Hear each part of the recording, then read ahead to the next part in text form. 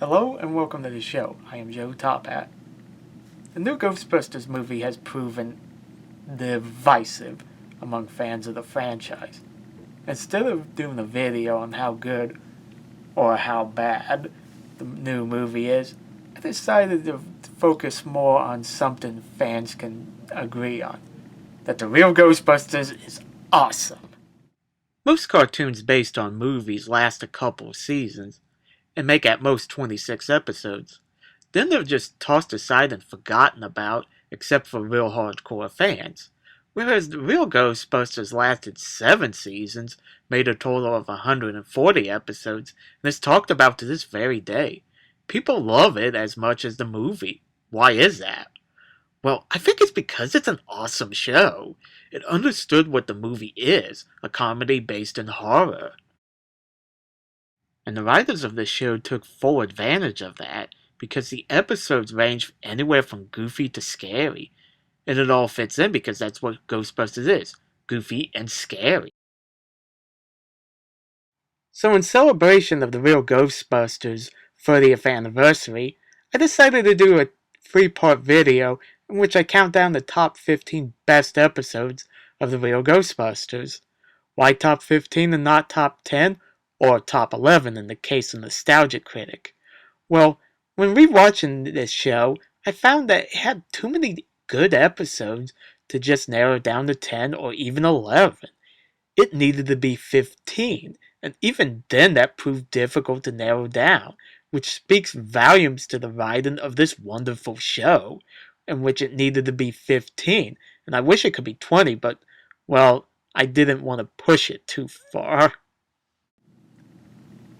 So let's get out the DVDs and the bag of marshmallows as I count down the top 15 best episodes of the Real Ghostbusters.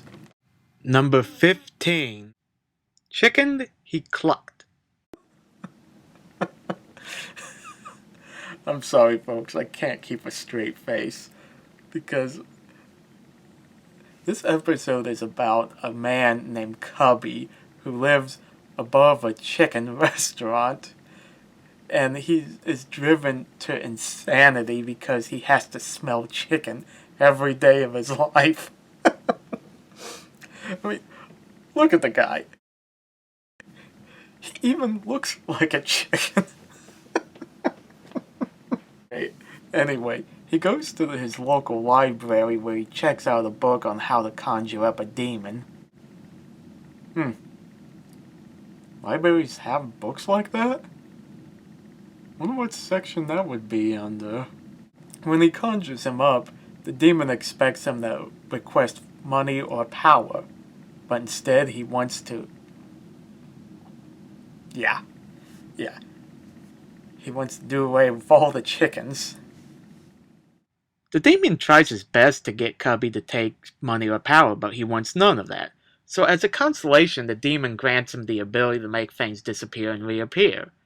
Once his fellow demons found out what he did, he becomes the laughingstock of the underworld. So the demon has to call the Ghostbusters in order to make things right. A demon calling the Ghostbusters? Wow, that's sad. It is a stupid episode, it's ridiculous, and the story makes no sense, but it is so funny in its execution that it deserves to be at number 15.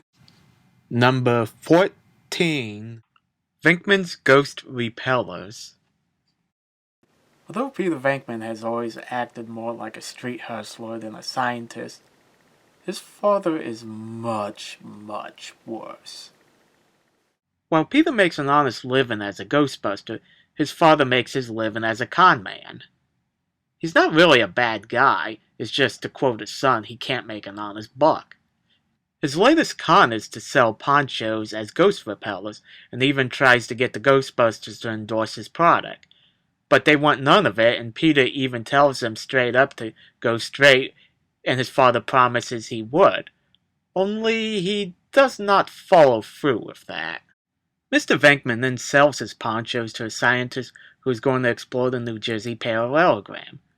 Think Bermuda Triangle, only set in New Jersey. The punctures fail to work and the scientist and his crew get stuck in the parallelogram. The Ghostbusters are then called in, and they have to take the case because, well, Peter's father was the cause of all it. To Mr. Venkman's credit, he does feel bad about what happened and tries to help out. He then gets trapped in the parallelogram, and the Ghostbusters have to come save him. What makes this episode work is Peter's relationship with his father. Although the two have a strained one, they do care about each other. The Real Ghostbusters would feature other relatives of the Ghostbusters, such as Egon's uncle, Ray's aunt, and Winston's father. But Peter's dad would make the most appearances at 3. Twice he was voiced by Lorenzo Music, and once he was voiced by Dave Coulier. Number 13. Big Trouble for Little Slimer. He's back, the greatest enemy the Ghostbusters has ever encountered. No, I'm not talking about Gozer, or Vigo, or even Ivo Shandor. I am talking about Peckless. Okay, his name is Walter Peck. Peck had been fired from his job at the EPA, and now has a new position within the government. Like in the movie, he uses his new position to try to take out the Ghostbusters, with no success. Only this time he isn't alone. He has an assistant named Callahan. Unlike Peck, Callahan does not seem interested in hurting the Ghostbusters, nor does he seem to have any hatred for them. He just does what Peck tells him to do. And to be honest, he seems bored half the time. I guess I would be too if I have to listen to Peck's ramblings on how much he hates the Ghostbusters and how they ruined him. Does Callahan even know how to smile? He looks like he wants to kill himself. When his attempts to discredit the Ghostbusters failed, Peck decides to make them suffer. He does so by getting a warrant to take Slimer away from them. He then has Slimer sent to a laboratory where a series of tests are done. Even though Slimer was deemed harmless, Peck decides to have him destroyed. Yeah, he went there. This is a bigger dick move than in the movie, because in the movie, he just wants the containment units shut down. Here, he wants Slimer murdered. Yeah, he's technically already dead being a ghost, but still he wants him destroyed just to make the Ghostbusters suffer. It just shows how deep his hatred for them runs. I have a small confession to make. I had seen this episode before I saw the first movie, so I did not know who Walter Peck was or why he hates the Ghostbusters. In a way, that's the problem with this episode. It assumes you have seen the first movie, because they make no reference to Peck before or after this episode. But regardless, it's a great episode. I just wished he was in more. I wish Jack Hardemeyer was in one. Number 12. The Copycat. A woman who lives in a rich neighborhood summons the Ghostbusters to get rid of a ghost that's been trashing her house. Although they solve the mess, the PKE meter does not detect any ghosts. Ghostbusters assume there are no ghosts around, and they just pack up and go home. Only they didn't see something hitch a ride on Ecto 1 in the form of their logo. Upon coming back to the firehouse, the Ghostbusters are informed that they can relax since there were no more calls. Winston works on Ecto. Ray and Egon work on a transdimensional portal, and Peter and Slimer do the laundry. But during this time, weird stuff starts to happen. Slimer's cheeseburger just gets up and walks away. Peter comes in and dumps oil all over Winston's coveralls. Janine sees herself in the hallway, and Egon cuts the power to the transdimensional portal. It turns out a ghost called a Metamorph, or a copycat, has infiltrated the Ghostbusters headquarters. Luckily, Egon installed a security system to keep the ghost in. But the problem is how to find it. One of the things that people are most afraid of is not being able to trust anyone or anything. This episode really plays on that fear.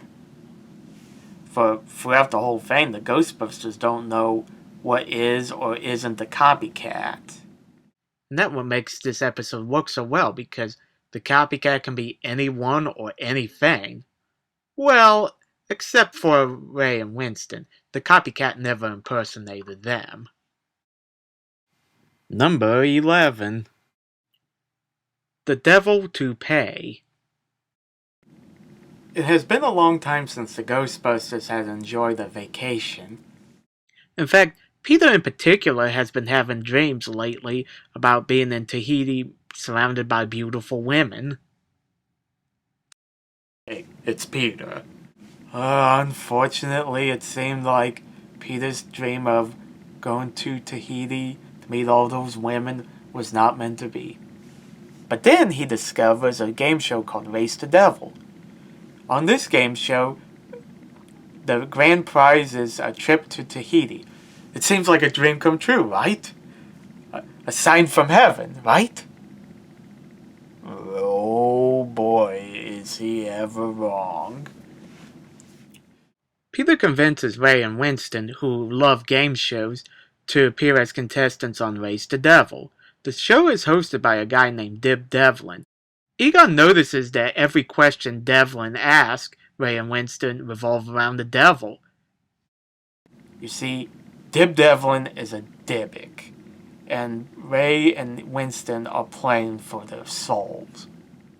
There was a scene in the very first movie where Ray and Winston are discussing their religious views. Ray was agnostic while Winston was a full believer in God. In fact, he says he loves Jesus' style. While the Real Ghostbusters never discussed the religious views of any of the characters, the sole exception is in this episode where Winston's views are on full display. In fact, he takes it the hardest when he found out that Dib Devlin was a demon and he had signed a contract with him. In one scene, he says over and over again, "I sold my soul to the devil." When Ray informed him that Dib Devlin was a minor demon and not the devil, he said to the anointed Ray, "I sold my soul to a minor demon."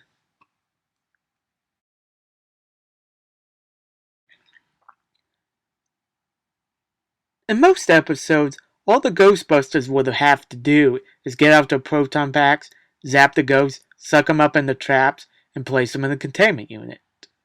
Here they cannot do that because Dib Devlin is not a ghost. He is a demon from hell. So, Ray and Winston have to actually play Race the Devil in the hopes that they could win their souls. And a trip to Tahiti, because that's what Peter wants. And they better get that trip. I admire the writers for coming up with scenarios where the Ghostbusters cannot simply use their proton packs. Because, well, let's face it, it would get kind of boring after a while if all they have to do is zap and trap.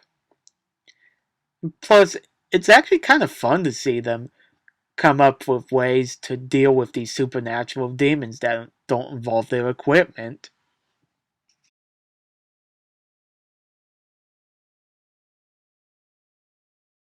One of the many ideas that Dan Aykroyd had for Ghostbusters 3 was to have the Ghostbusters go to hell. Well, we all know how that turned out. This show actually uses that idea way before even the second movie came out.